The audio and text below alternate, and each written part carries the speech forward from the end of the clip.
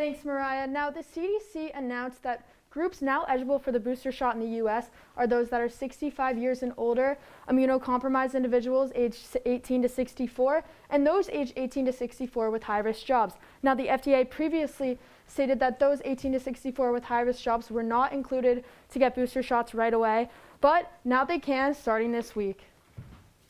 In terms of U.S. cases versus vaccination rates throughout the pandemic, when the U.S. citizens started getting vaccinated in January, cases decreased a lot, and they stayed that way. Vaccination rates were getting high, but kind of plateauing a little bit. But then when the Delta variant came in July, we see a slight increase in vaccination rates, but not enough to completely get rid of the Delta variant. Obviously, right now we have a decrease in cases, and hopefully the booster shots can speed up that decrease.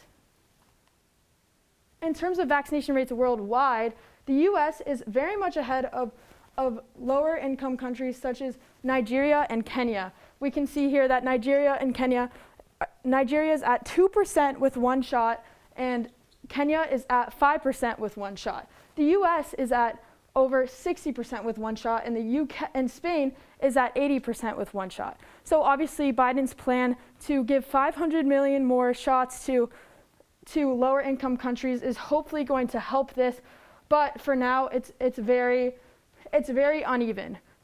President Biden got his booster shot today, as we know, and this is what he had to say about it.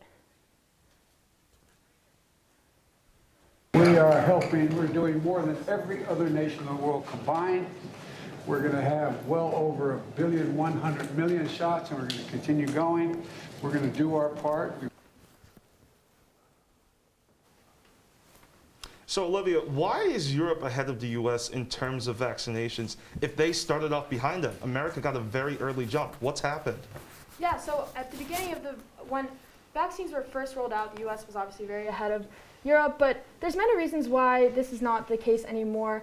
One is because of American culture. Right now, vaccines are becoming a very political issue, it's not completely that way in other countries, and especially in Europe. Also in countries in Europe such as Italy, they're mandating that you're vaccinated or produce a negative test for when you go to the gym, when you go eat indoors, when you go to concerts, and that is why actually Portugal is at 84% full vaccination rate. Italy and Spain are just a little bit behind them, and the U.S. is only at 54% fully vaccinated.